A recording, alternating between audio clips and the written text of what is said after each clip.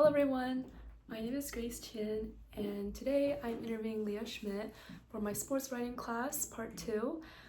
Leah is a former member of the UC Berkeley women's D1 volleyball team, and she was also my former teammate on Monkey Ball, which is my intramural team here at Berkeley. Leah is someone that my entire team misses a lot. She's such a great player, but the thing is, anybody can add a great player and they can win with them. But what she did for us is she brought out the best in every single one of us. I know that as libero, I was playing some of my best defense when I was playing with her, just because she just has such a great attitude, a great spirit. But I thought she would be a really great person to interview for this project because she has a very interesting volleyball journey. She started out at the University of Utah and transferred over to Berkeley in her junior year and finished out her last 2 seasons here. And then after that, she went on medical leave, and that was when she joined our intramural team.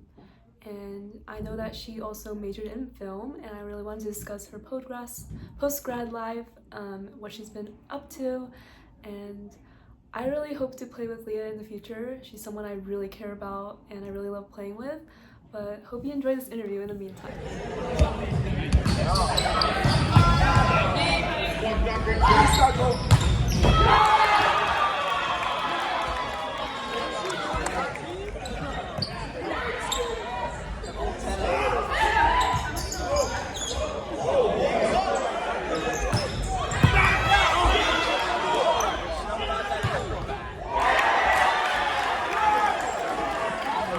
Leah Schmidt. I went to Berkeley. I played at Berkeley for 2 seasons. I was an outside hitter on the women's volleyball team. And also before Berkeley, I played at the University of Utah for 2 years.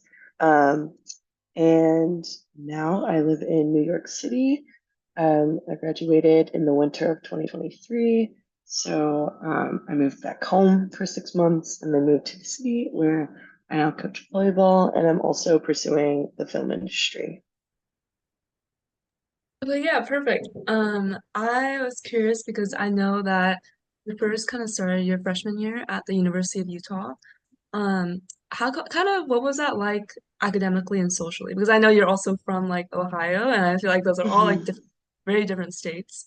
Maybe like what was it like?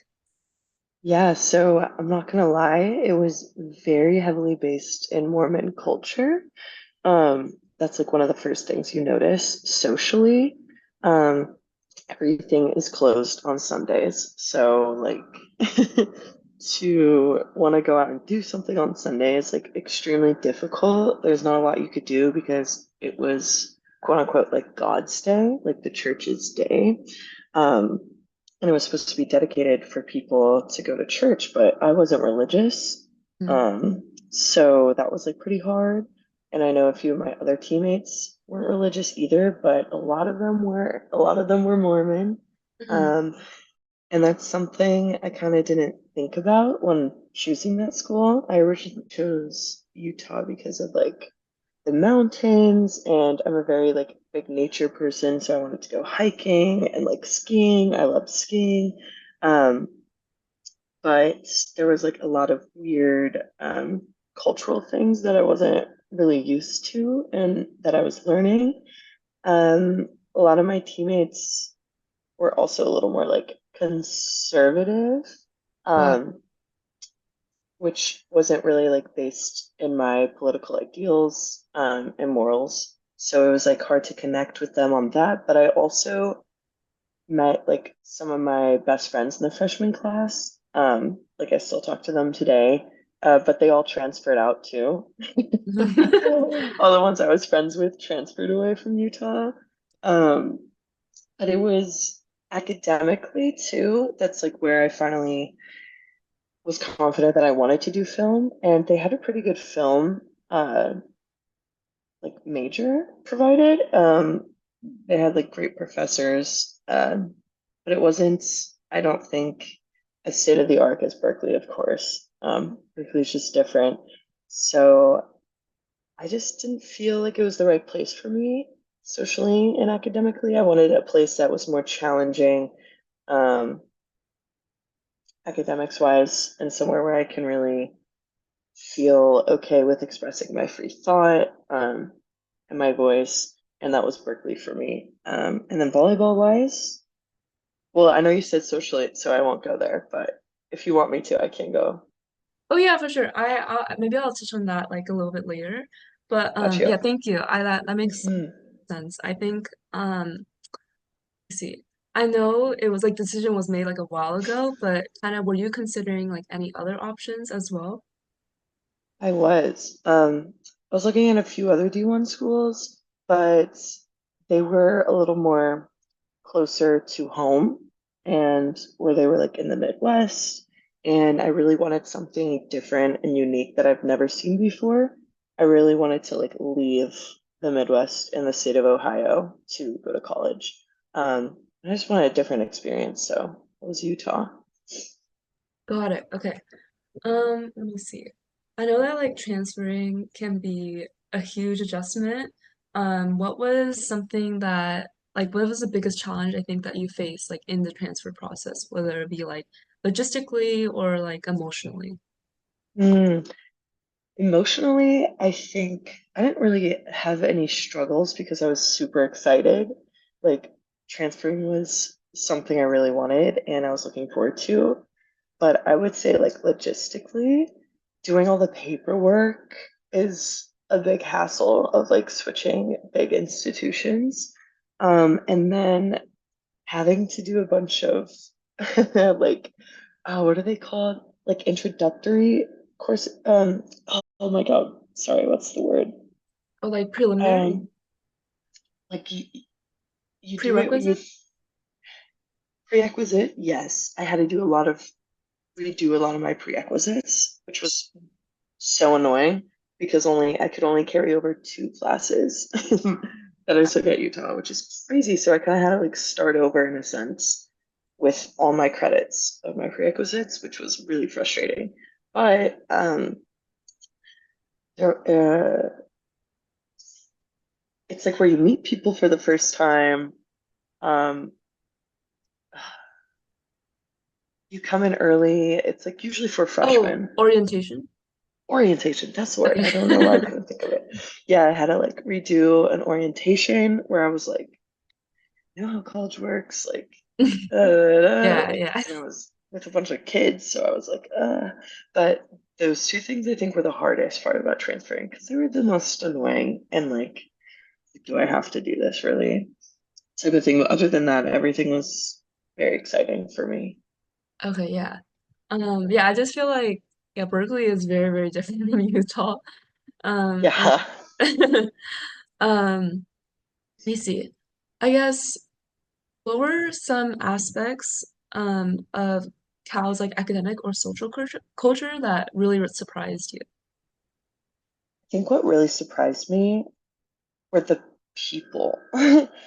And I mean that as like when we're in a classroom, they would talk and voice their opinion without any hesitation. And that was something I did not see at Utah.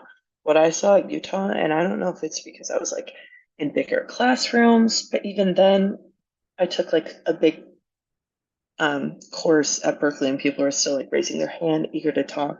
At Utah, it was not like that. There was a lot of people who just wanted the fast way out, like a lot of cheating, Mhm, a lot of athletes that didn't really care academically too. I want to and focus more on their sport, took the like easy way out through academics. And a lot of people just not really thinking out loud, which is what I saw at Berkeley. Like during labs, like we'd have labs for like discussions basically for like all these film theory classes, and we would just take turns talking and like dissecting this film. Even in I took like a Greek and Roman mythology class, and it was like full of 300 people, and there mhm, was like people talking, like saying stuff out loud, like they were with it, like just a bunch of smart people who are like eager to share mhm, and learn off of one another, which was something I don't think I saw as much at Utah. mhm. Okay, so I wanted to go more into kind of volleyball at Cal itself. I was curious, did you play like the same position that you did in Utah while you were here? Yes and no. The first season I played at Berkeley, I played right side for a little bit. Um, and then I was like interchangeable to outside. And then my second season, I was like outside, would play all the way around sometimes. Um, so yes and no, like two very similar positions, but also very different at the same time. Okay, got it. And kind of, I know like you joined our monkey ball team too, kind Yes. of in your senior year of college, um, and then also like your last semester, kind of in December, Hmm. closer to like the fall of 2023. Hmm. Um, I was curious, how was that experience like compared to like playing like in a college volleyball D1 kind of team essentially? Um, Yeah, I'm not gonna lie. I like playing on a big stage and stuff is like something I always dreamed for and strive for, the fans and everything. And there were some games, my favorite games ever were like the arenas were electric and like there's lots of fans, whatever, it's intense. But also there was something like very special and unique about monkey ball, like playing for monkey ball, the rec league, because it was almost in a way like very healing for me because there comes to a point, I think, in every person's volleyball career when you're, playing at such a high level where you kind of have a burnout period or yeah, a period where you need to reconnect and redefine why you love volleyball.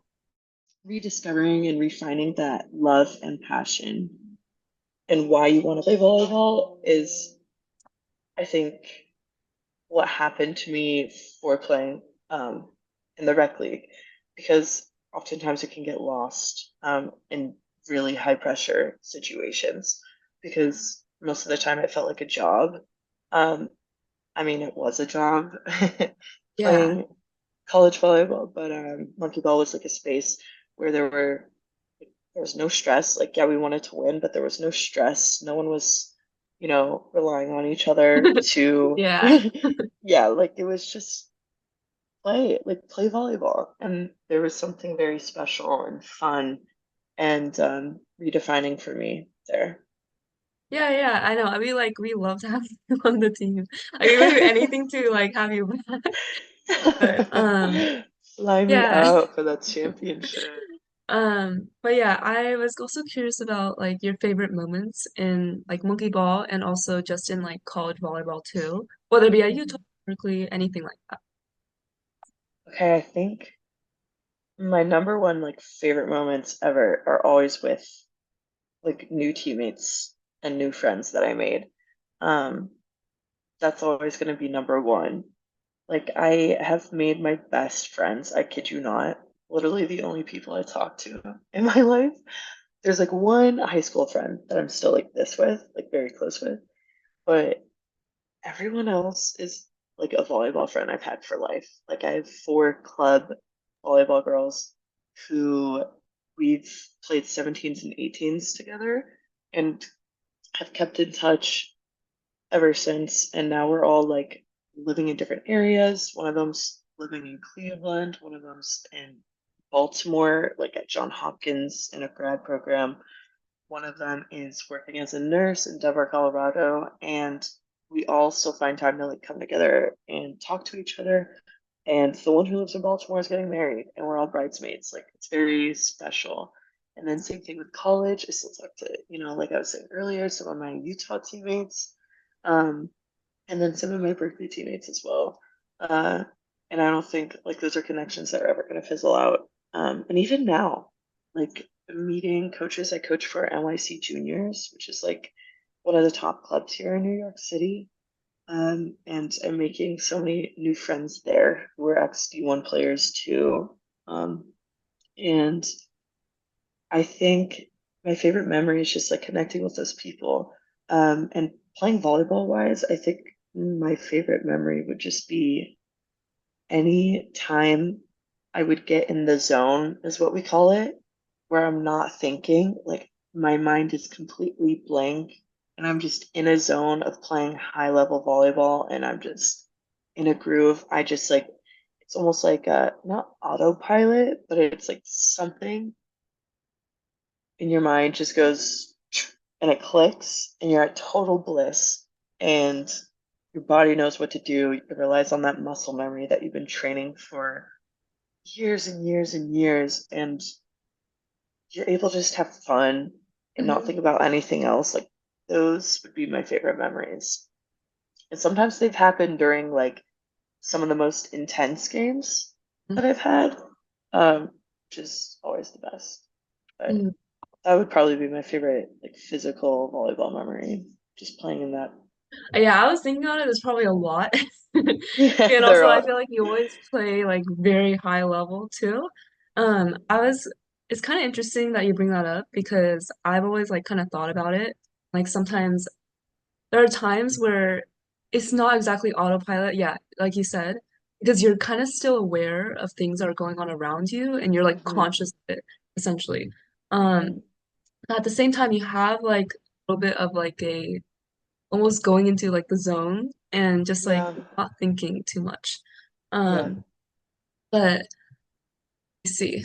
Um, I know you said that you really like the crowds, so I'm guessing that you really like that game that we played against that frat team. That was so much fun. Yeah, It was like electric. Um, yeah, it's just hype. Like yeah, to yeah. see that many people actually care about volleyball is always fun to me because it's Mm. like, yeah, let's get into it. Like let's duke it out on the court. No, I definitely like agree. Like I really love the stage. It's almost like a show, like putting on a show kind of thing. Totally. And like I've never played varsity, but I was on JV. I remember like sometimes our JV games would run long and then like because they would like tell the varsity like fans to come watch early, like some of them would come Yeah. early essentially and watch us Yeah. play. And I remember like it's just such a like a turn on in your mind moment. Um Totally. but yeah, I think beyond volleyball, I was curious if there were any other like communities or activities at Cal that helped you feel at home. And I know you mentioned film too. Like, did you get involved in any like film related groups or events? Yes, I did. I actually got involved with this thing called DKA. It's called Delta Kappa Alpha, and it's a film frat.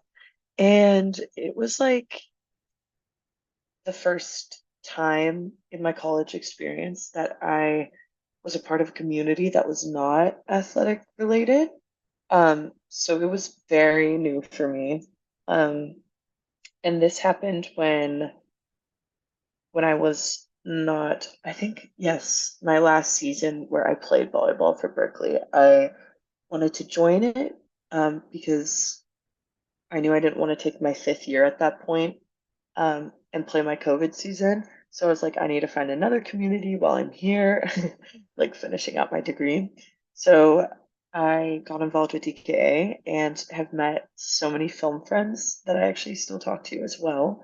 They're like all film majors, not all of them, but a lot of them were film majors, and we did a bunch of like, film work. We'd go see movies, we would make movies, like short films, and that was just like a blast for me. And that was something that was offered and on like it was almost encouraged to be a part of that type of stuff.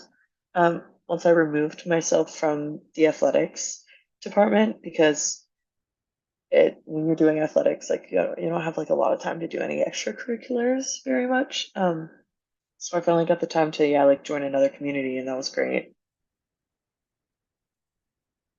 Yeah, I definitely feel like film The Frat. I know like Tyler's in it, so Hmm. kind of heard a little bit, but yeah, it's kind of cool. Just like I feel like it's the only like film frat I've heard of actually at Berkeley too. Um, Yeah, there's another club called the Cap Club, but it's like the only film frat, gender got it. inclusive frat. Yeah, yeah, yeah. And then going more into your like film kind of interest, I was curious what led you to choose film as your major. Was it something that you've always been passionate about, or did your interests grow over time? It was something I always knew deep down inside that I enjoyed doing and wanted to do someday. But for ever since I could remember, volleyball was my number one priority and was my destiny. And I knew that at a very young age, which is why I think I went very far with it. But I always knew deep down inside of me, like there was a creativity and a pull in my soul there. And I knew someday it was going to come out and come forward, and I was going to have to put volleyball aside. And I think in college was when I was like, when I knew that I had to just pursue film and get, more well equipped with that side of things. Because I didn't know if I wanted to play pro or not.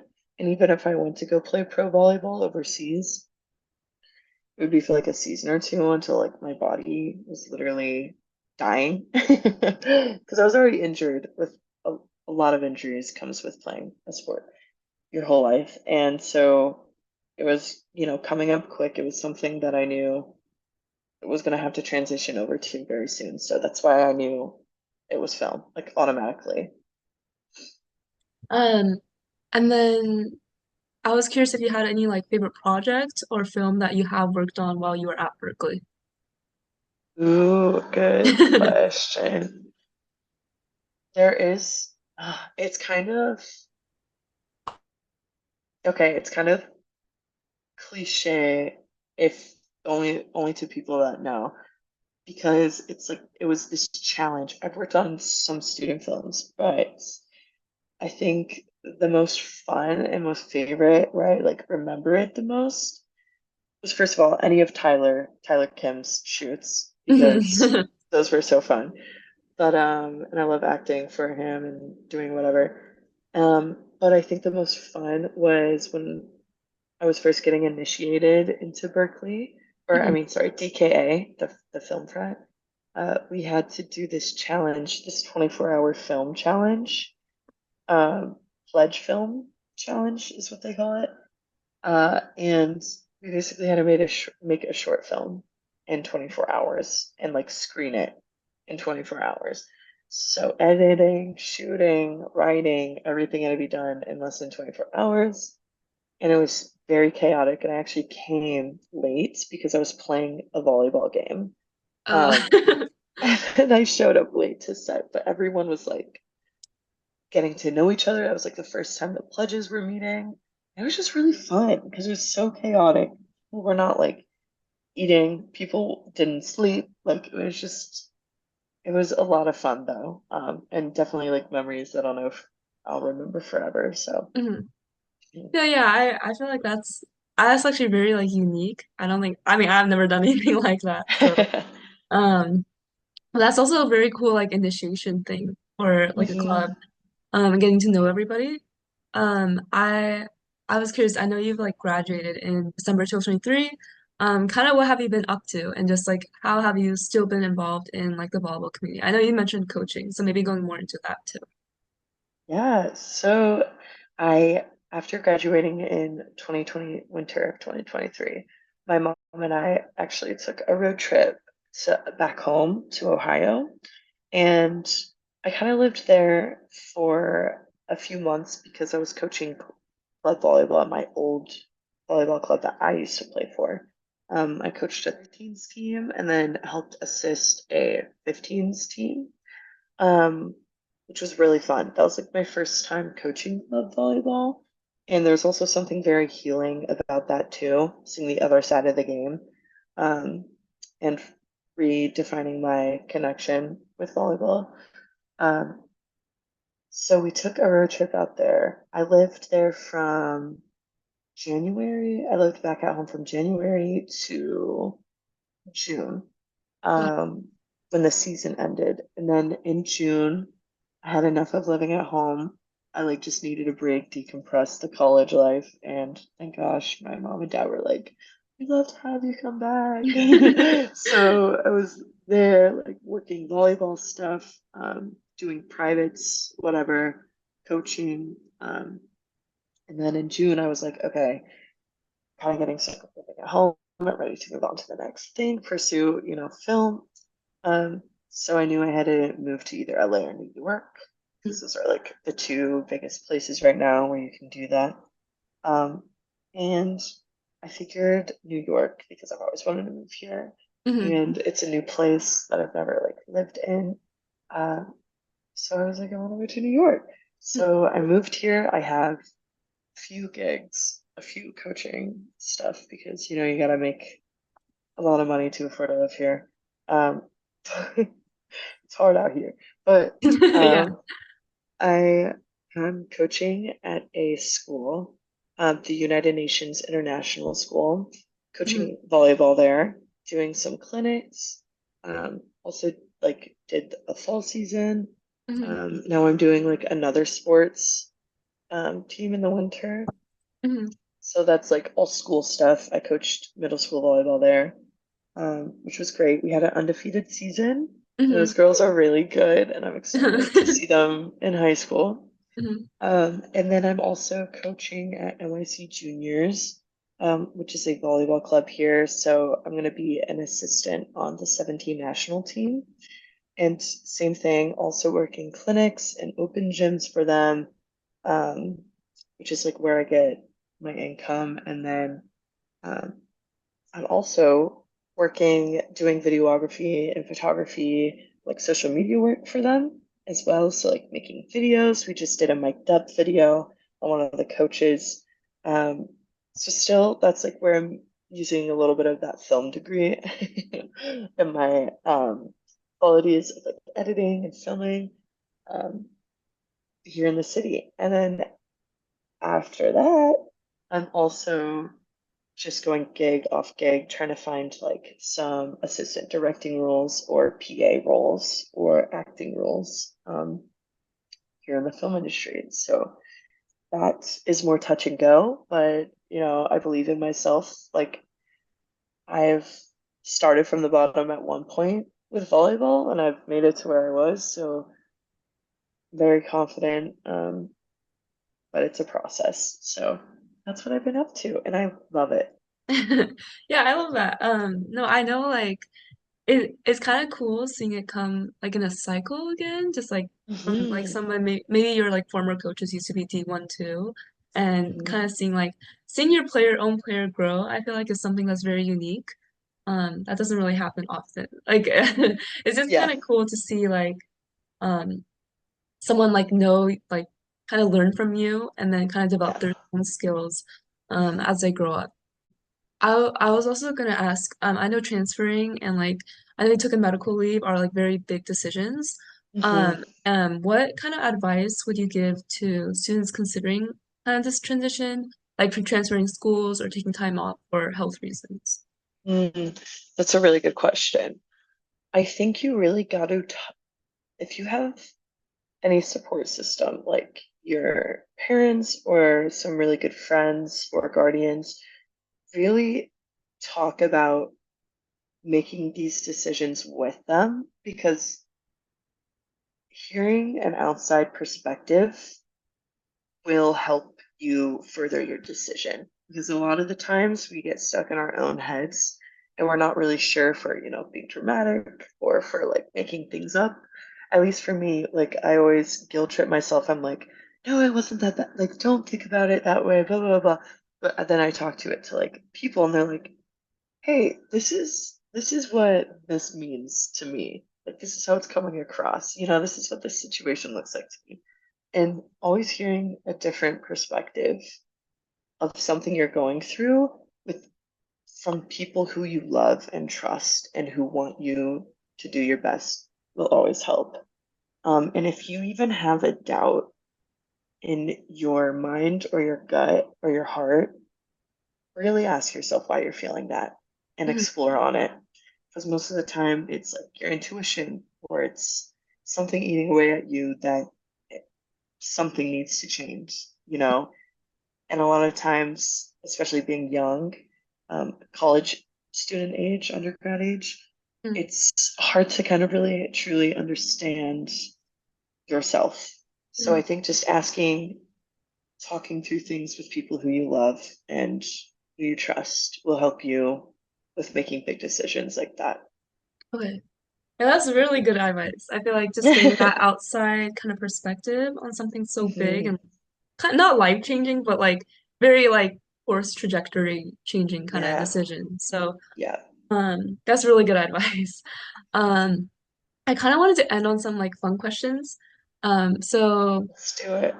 okay, one fun question. If you could work on any film project, past or present, any role, what would it be and why? Ooh. Oh my gosh, that's a really good question. Hmm, okay. Just because it's like my go-to at the moment. Oh gosh. Okay, yeah. I'm gonna go with my just overall thoughts. I'm gonna go with the movie Midsummer because that is just like one of my favorite movies ever. The I horror would movie? have, uh-huh, Oh, okay. with Florence Pugh, directed by Ari Aster.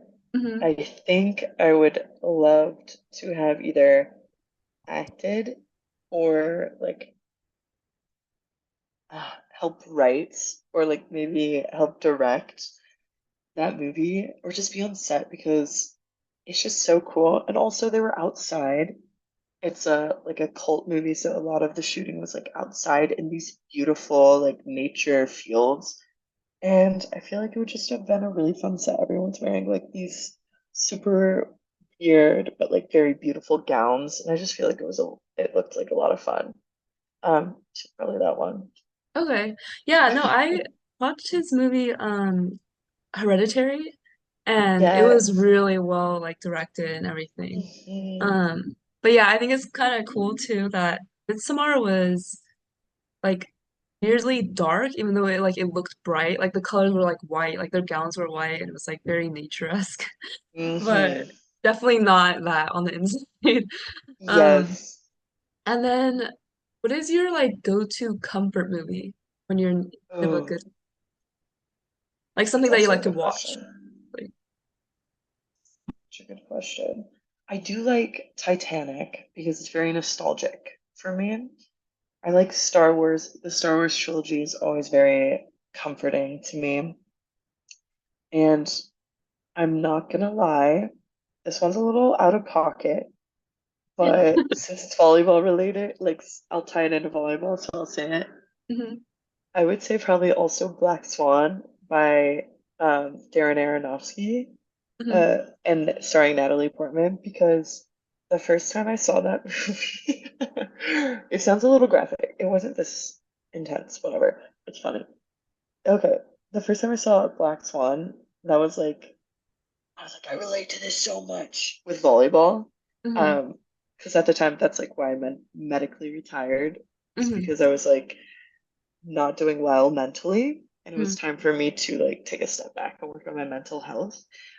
So when I saw Black Swan, I was like, oh my God, I can relate to her so bad. Like that was my feelings, emotions, thought process mentally at the time with mhm. volleyball. Um, and it wasn't healthy. Looking back, but that's why I can laugh at it now. And I'm glad I mhm. can laugh at it now. I was like, I watched that movie over and over because it was nice seeing it in front of me and someone else going through it versus like thinking it was all in my mind. So that movie is very comforting to me, in a very odd way. Okay. But yeah, I know I've never even thought about it that way, but Mhm. dude, I kind of viewed Black Swan almost see, I'm like nowhere near like going into depth or anything like that. No, yeah, But no, no, go ahead.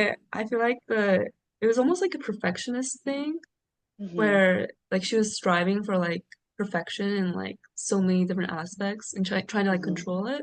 But sometimes there's just things that you can't control, you know. Hmm. I guess that's kind of related to what you were saying, but um Totally was my thought and process. So you yeah. nailed it. Yep. And I know that you're in New York now. Is there a specific neighborhood in New York that you really love exploring the most? Oh, another good question, Grace. Oh my gosh. Um, so I currently live in the East Village. Okay. And the stereotype with the East Village is that there's a lots of bars and young kids, which is true. So that has been a lot of fun to explore in the nighttime. All the different bars, um, the pizza places that are open until very late at night.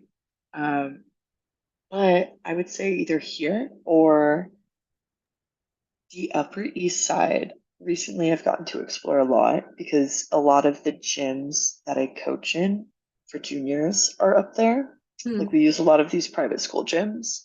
Um, and the Upper East Side, especially during the Halloween time, has been so cute to just walk around and mm, explore because everyone's like townhouses have pumpkins and they're decorated. Um, and they're wealthy people, so it's all out. And I'm like, yes, thank you for using your money to show mm, us, like, like, sharing the wealth with us. No, but that's been super fun. And there's always dogs. It's quiet. It's more quiet by Central Park. So it's just a really nice area to explore. okay. Yeah, I Yeah. know, like, yeah, I was living, I think I understand what you mean by East Village being very, like, young people. I think a big part of Yes. that too is that it's very close to NYU. And there's a lot of, like, Yes. NYU students, college students, maybe, like, new grads who are, like, kind of just graduated NYU kind of situation. Hmm. But yeah, is there anything that you miss from California or Ohio that you can't get in New York City? Oh, yes, there is. Um, I would say from California, I do miss Berkeley. Like, don't get me wrong, like, love Berkeley, but I'm happy here. But I do miss the sunsets there are so cute. I really miss the Bay Area, like, Lawrence Science Hall, like, that view at the top of the hill. Hmm. Being able to see the water in San Francisco. I think San Francisco is one of the coolest looking cities. San Francisco, the Golden Gate Bridge, like going there for sunsets is like something I missed very, very, very dearly. Um, and then something from Ohio that I miss first is my dog. Hmm. And second would be I like walking, like I like walkable cities, but I do miss being able to go play tennis for an affordable rate at a tennis center. That's something I got into after volleyball too, was playing tennis. Also very healing, picking up a new sport. And it's really fun. And when I was home, I'd go play tennis like almost every day. Um, I can't do that here because there's not a lot of tennis court space. But hopefully I can pick it back up one day. But I do miss playing tennis like every single day when I was at home. Hmm. I feel like I've heard like a couple people they were saying that volleyball is very transferable to tennis. So I feel like you'd be super Yes. good at this too. Yes. I'm having a blast with tennis. Let's just say that. Mm. It's very similar to volleyball in some aspects. Mm. Okay, I had one last question for the entire interview. And if your life was kind of the plot of the movie, what would the title be? And who would you want to play you? Oh my God. Well, I know the second answer already. Okay. Um, so I would definitely want Elizabeth Debicki Okay. to play me, or Elle Fanning, or no, those two. Okay. Elizabeth Debicki. Elizabeth Debicki. Mhm. Because she's my queen. She's I think 1 inch taller than me. She's 6'3", queen, and she's a killer actress. Mm. So, and then I think the title would be, oh my God, maybe like Soldier Boy B, just because I feel like I'm him in a second life. Uh, okay. Yeah, that's a very good answer. I don't actually do not know myself. I couldn't answer this question if you asked me that, but There's probably a lot of titles I could give you, but that's the mm, first one that came to mind. got it. Okay. But yeah, um, that was my last question. Thank you so much. I feel like I've learned Thank like so much you. too. It's really Yes. fun to kind of know your perspective, just because I don't know, you're my teammate too, and you'll always be my teammate, even though you're not on Monkey Ball, like Same we're current. girl. But but When you yeah, come thank to you your so much. internships in the city, we'll play. Okay, okay. Yes. But yeah, Thank you, Grace. yeah. Let me end the recording.